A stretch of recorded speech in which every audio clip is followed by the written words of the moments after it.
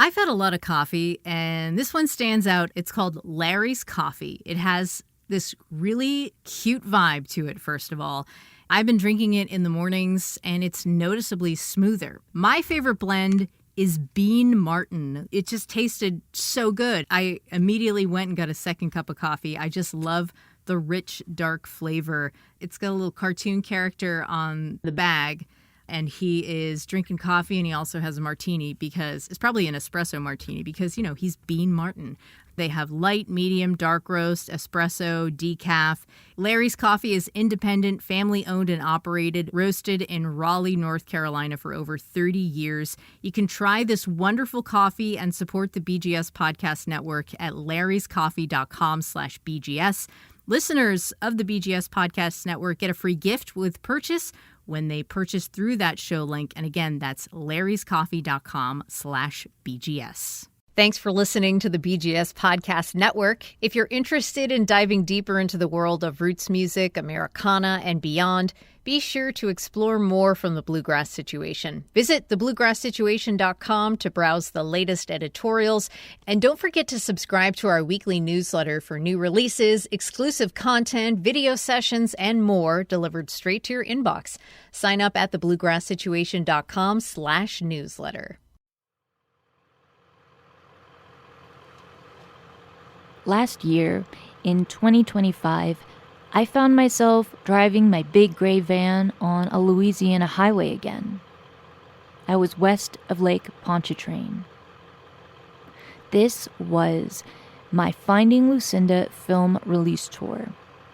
For 6 weeks, I was going crisscross around America. I drove from region to region, town to town. San Francisco to Montana, to Ann Arbor, to New Orleans, to New York and Boston. At each performance, I played Lucinda songs with musical guests, and then I screened the film. In Louisiana, I was turning left in a town called Eunice. The sun was tired of the day and had finally gone beyond the horizon, yet its pink still hung around. The corrugated metal of the gas station roof at the left edge of my turn had the quality of a blush. As I drove along, I knew for certain, like something was going to have to change. I needed to shift. I had sunk 6 good years into this project. The fruits of my labor were ripening. I held very tight to this story that I had because it worked. In many ways, it worked better than so many other projects I had done before.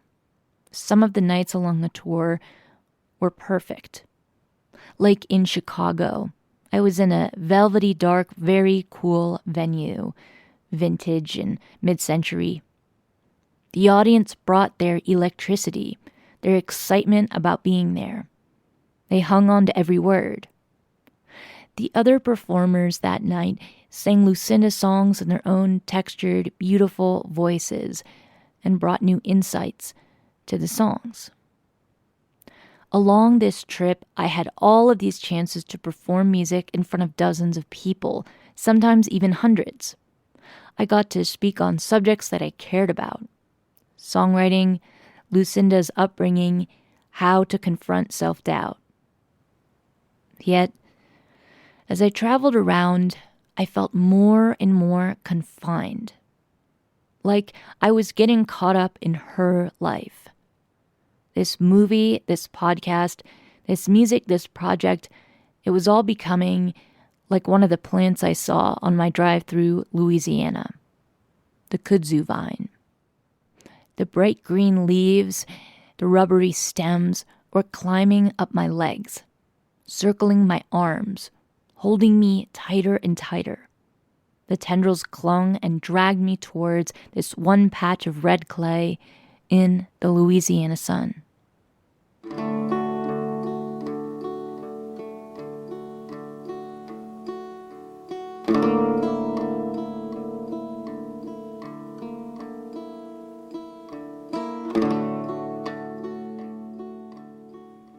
You are listening to Finding Lucinda from the Bluegrass Situation. I'm ISMAY, aka Avery. This is the final episode of Season 1, an epilogue, a new chapter.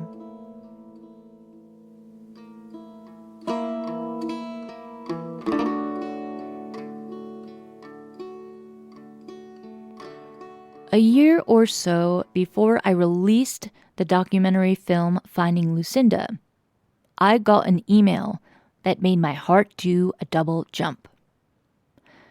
The subject read, "Bassist during the entire making of Car Wheels."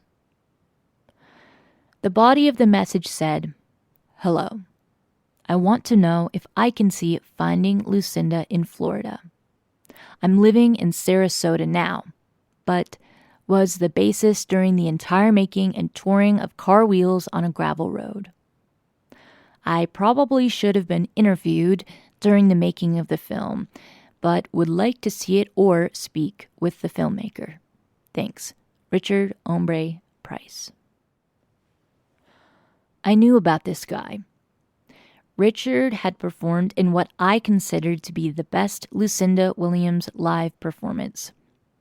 In 1998, she and her band played Car Wheels on a gravel road at Austin city limits. So I decided to respond. I gave Richard Hombre Price a call. At the time, I really thought that I had completely finished my interviews for the project.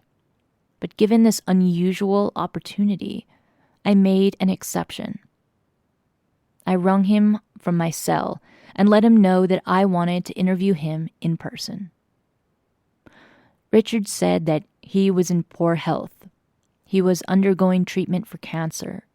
He couldn't travel, so I would need to come to him in Sarasota, Florida. So, in 2025, I left a show in Bozeman, Montana, with 8 days to get to the next event in New Orleans.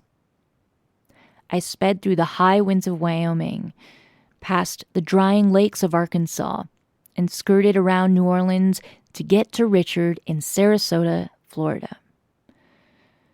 The conversation I had with Richard that day churned up his memories from almost 30 years prior. He described his friendship with Lucinda, revealing things about her current state, as well as his.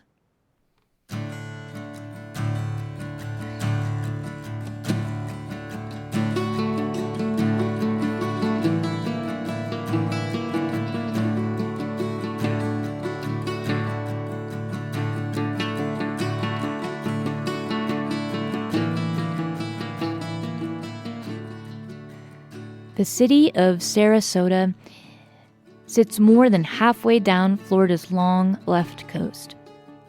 I had to drive late into the night to get down there between shows on my tour. I decided to camp at a convenient roadside RV park about an hour north of where Richard lived. I arrived to the small pull-through site in the grass for late arrivals. I didn't get the bathroom code. All around me as I fell asleep were dozens of RVs and trailers. They were so silent and so still it felt as if I was completely alone. The next day, I pulled into the area of Sarasota where Richard lived. His home was on a side road, just wide enough for 1.5 cars, where there was nobody walking around. In front of Richard's house was a manicured, short green lawn. It met with the pavement at an uneven edge, almost like it was starting to take it over. Along his driveway were 2 small palm trees. The yard was neat, and the house was small.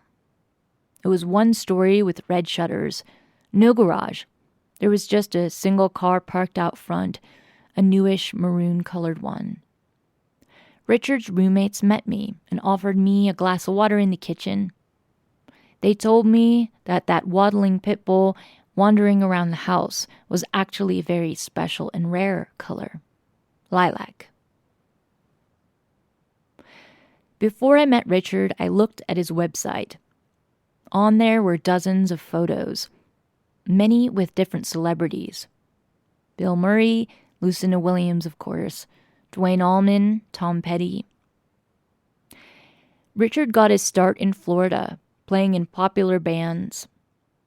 He had a neighborhood jam where members of the Allman Brothers Band joined in before they were even a thing.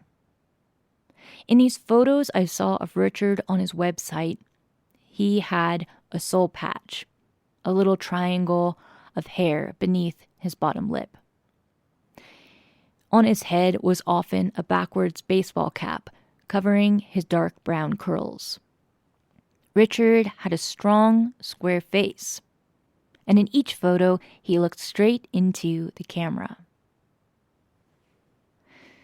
The cancer treatment that he underwent and the years had certainly changed Richard. They watered down his voice. They narrowed his face. He was more fragile than he had been in the photos. But yet, Richard still had an iron presence. Each memory emerged from him like a totem. And Richard was solid, as bass players need to be. 1, 2, 3, 1, 2, 3. Let's do a little bit of a test. Just tell me what you had to eat today. I had liquid food because of the medical journey I've been on. We squeezed into Richard's small room and sat on adjustable office chairs. He had an extra-large computer monitor and a tall bed. He had many hard drives and CDs. All over the walls were framed photographs, mementos, gold records, all of his memories from a lifetime as a touring and recording musician.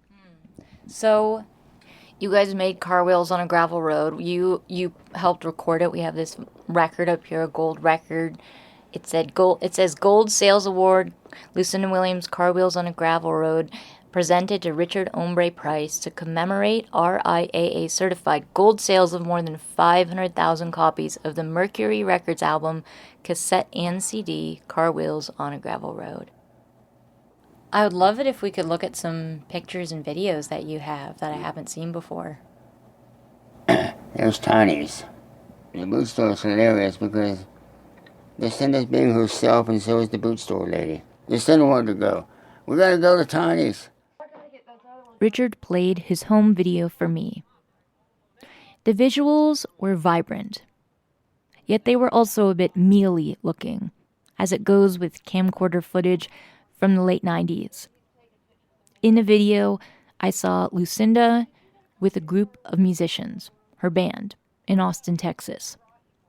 They were at Tiny's Western Shop. The room had a low roof and rows of boots in brown, black, blue, and red leather. The band was on a break between shows. Lucinda was just chit-chatting. The owner of the store, who she spoke to, was named Tiny. And she spoke in short sentences at first, reserved, typical of a store owner. Tiny looked to be about 65 or 70. She was a native Texan with a dense accent. And Lucinda, wandering around the store casually, in her 40s at the height of her career. Lucinda asked Tiny, "Did you get a copy of Car Wheels on a Gravel Road yet?" Lucinda went on to say she was in Austin to perform for a blues historian. Then she said, "The thing is, I got this damn cold on the way here, and I practically lost my voice. I barely made it. I had to cut my set short. They're trying to get me to do all this other stuff this week. I'm supposed to be off. This is my time off. I came to do this one thing, and now I'm exhausted and strained my voice." The conversation was lighthearted between Lucinda and Tiny. Just chit-chat. Lucinda almost seemed to be enjoying her complaints. After all, she was wanted as an artist. Needed, even if that meant people might ask too much of her. Well, let's see. we did this TV show, VH1 Hard Rock, and we did one with Epilogue in Nashville with Ron Sexsmith. We did Letterman, Saturday Night Live, Rosie O'Donnell. I liked hanging out there in that room with Richard. He was funny and direct. I could understand why he succeeded as a touring musician. He was enjoyable to be around, and that's about half of the job. It was like he just needed someone to share this story with, someone who would stitch him into this history where he belonged. Richard then scrolled to a different home video, footage of the full band. It was a fundraiser in a club. Back when Lucinda's former drummer passed away, a group got together in Austin to raise money for his widow. There, with the bouncing bass beat, up on the stage, one of the bandmates wore a shirt with flames on the sleeves. Next was footage of the backstage of that show. There in the green room, the band talked about South by Southwest. And in that green room was a photograph. It's one that I talked about on a previous episode. It showed Lucinda in the 1970s busking on the street. Then, the next video, the band backstage at Hard Rock Cafe. This was a good show, too. Anyway, you don't want to hear full, long shows. That picture up there is backstage when we were on tour with Dylan and Van Morrison. Sitting on the couch in the dressing room. That was a great tour. I mean, there's a lot more I could say. Maybe over time I'll send you more stuff, but we can talk more. I'll just say my whole journey with her was a great journey. And now she's stuck with her guns. And it's got all this great stuff she's put out, and probably going to be more before she can't sing or whatever at all. And then even if that happens, I hope she'd write short stories like she told me she was going to do. Yeah, I mean, it was like something she really was into. And she, I think I'm going to just quit singing eventually because I'm too old. I'll just sit down and write those short stories and stuff. And I thought, well, that'd be cool to have a little book. Short stories, about her. So, when she hurt herself, she had the stroke. That scared her pretty bad because she couldn't use her hands to play. I mean, spiritually, it hit her pretty hard. We still talk. I mean, once in a while on the phone. We text a few times a year. And we still are pretty honest about stuff. She'll ask me stuff, In that sense that we'd both been hit pretty hard out of nowhere medically, it was good to be able to just talk about it because you feel like somebody besides yourself trying to help keep your chin up during that time. She has wrestled with the faith, so to speak, the faith that was in the family and our friends, and the faith that she's also always been a little shaky about, or this and that, different beliefs. And when she hurt herself, and she was facing never playing a guitar again. For her not be able to play guitar, working on a song, was a major blow to herself, because that's a major part of herself, a guitar and a pen. I could tell one night when she called me and she started talking about, this thing called miracles. We all wonder if they're real historically. Are they true for some people and not for others? All those questions we all do. If she got her spirituality right, that maybe a healing might happen for her hands. And she was asking me my theological view on some of that stuff. And so we got into that subject a little bit. And one thing when that comes up, it's like, well, if there is this supreme being and there is this gigantic purpose going on that we're all in, whether we like it or not, you could ask Jesus the same question. How come you healed that guy but you didn't heal that guy? How many hundreds or maybe thousands of people did he walk past or see sitting out there while he was teaching and would only heal certain individuals but not everybody else? And I personally believe they exist and they happen. They're not common. And nobody gets to decide but the being itself. Jesus didn't do that for everybody in his day either, so that's spiritual food for thought. You and I obviously will stay in touch, and you can always share anything you want with me. But for the purposes of what you were sharing with me today, is there anything else you want to share? Well, it's hard to pick because there's still so much in my head, but that was a lot of use.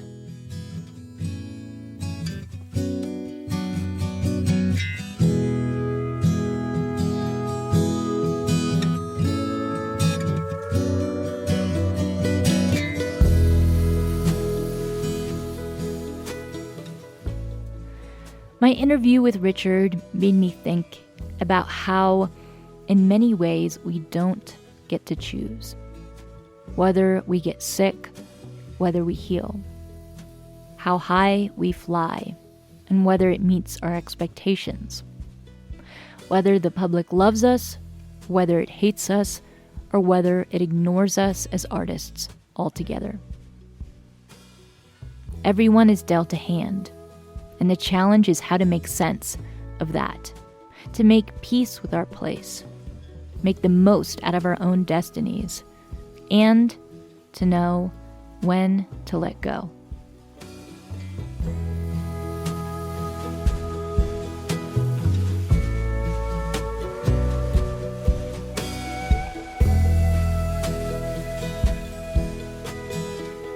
My afternoon with Richard would be the final interview I would conduct for Finding Lucinda.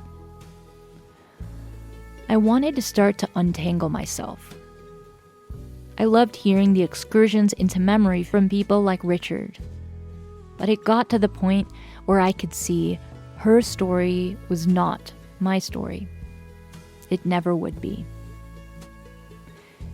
And in addition, there were other malignancies I faced because of this project. I tried as much as I could to be honest about my struggles, my sense of self-doubt. I hoped to be a vehicle through which the audience could address their fears and doubts. I wanted to allow people to get to making and sharing their art. I knelt down in the dirt to tell my story, and I told my emotional truth. But I encountered something that I had not anticipated, that creating and sharing my story would open a new creative wound. I found that this story made some people feel disappointed and even angry. My emotional journey took up too much room in their mind. They said that I should just talk about her, bow down to her all-encompassingness. And their criticism played into my greatest fear of not being wanted as myself. It was like I was the opening band, and people were booing, asking me to get off the stage so they could hear the headliner. All of my struggles with other people's expectations and reactions made me think about what Charlie Sexton told me in our interview. Years earlier, he shared a concept that I did not really grasp at the time. Then after that, I was like, it's the thing. When you... That so easily, I think now more than ever, gets lost on people. That what it takes for any artist, anyone doing something that they believe in, that it's attached to film, painting, song, what it takes to actually achieve that thing, that costs something to that person. You know what I mean? The creator of that. Well, that's the thing. I mean, and I'm not being... The kudzu vine circled my torso and was climbing up towards my collarbone. I had to find a way to cut myself free from this particular story, Finding Lucinda. Even though it worked. Even though it gave me some of the validation that I wanted so badly. even though I knew there was more juice to squeeze out of this lemon. And also, I started to worry that this project was not representative of what I believed in as an artist. I loved her music, but I never wanted to support a vision of a single great songwriter. I told my story in addition to hers because I believe in the creative journey of all people, all human beings. I don't believe there are 20 great musicians we should all spend our entire lives paying homage to. And I started to worry that holding on to this project would mean I was spending my time reinforcing a noxious idea.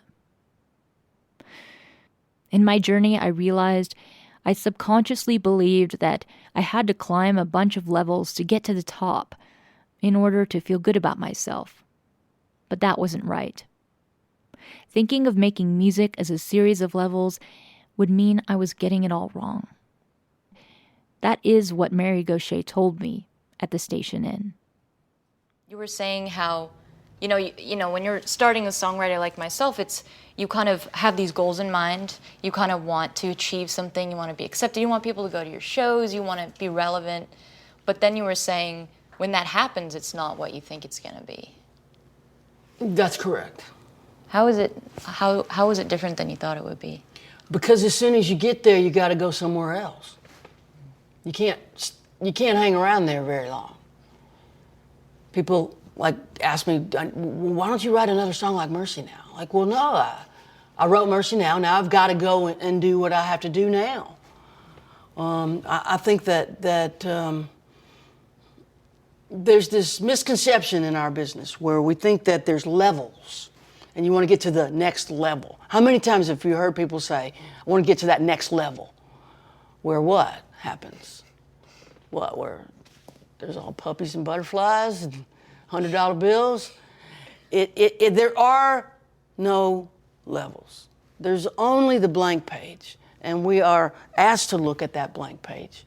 And as soon as we fill it up, we got to pull out another blank page. There's intrinsic discomfort in this job. This subconscious fixation I'd had on getting to another level, it was destroying my own love of music. Picking up a guitar at home or standing in front of a microphone on stage became painful. I began to envy those that didn't pursue music as a profession because at least they could have a good relationship with this art form, one that wasn't so loaded. The truth is, I became a bit lost to myself. Seeking extrinsic rather than intrinsic worth in art, it just wasn't working. I wanted to fall in love with playing music again, to stop worrying about levels and being less than somebody else. When I was in Louisiana, I encountered a doorway to another possibility. Outside of the town of Eunice, I stopped by a music camp that my friend invited me to. It was called Black Pot, a yearly gathering of folk musicians along Fred Bella Lake. The event focused on Creole and Cajun music. And that evening, when I stopped by, I heard Zydeco music ringing out from the barn. Accordion and washboard and a voice singing traditional songs. And of course, people dancing. That was something I didn't really do all that often. I think as musicians, we get into it because we love playing music and we want to do it more and more. But oftentimes we also want so badly to have this core, valuable human experience, belonging. Yet it evades us as we seek validation awards large audiences. The joy of the music that brought us in fades into the background. We worry about being left out, about comments, about not being liked, about making mistakes. Recently, I encountered something that excited me, a feeling that I haven't had in a while. Something that made me excited to dive in deep and learn more. old field recordings from the American Folklife Center's collection. For the first time in my 15 years being a folk musician, I realized that I could go back to the beginning. Back to the old songs that were developed over hundreds or even thousands of years. Maybe there's more to discover of my own humanity in this music, and there's more to create from it. There's something about collaborating with history and with others, of bringing my own individuality, but realizing I'm part of something larger that's hopeful to me. I'm not totally sure of what the next chapter of this project will hold, where exactly it's going to go. But I would like to find a way to talk about pursuing music in a way that feels healing for the creative wounds I've encountered now. I want to see if I can rediscover the intrinsic joy in playing music. The next season is going to be called Finding... I'm not sure yet.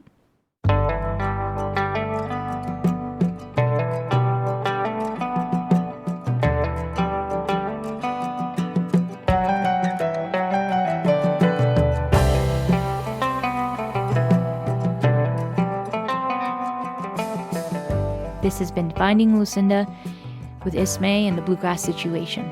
Thank you for listening, and stay tuned for the next chapter.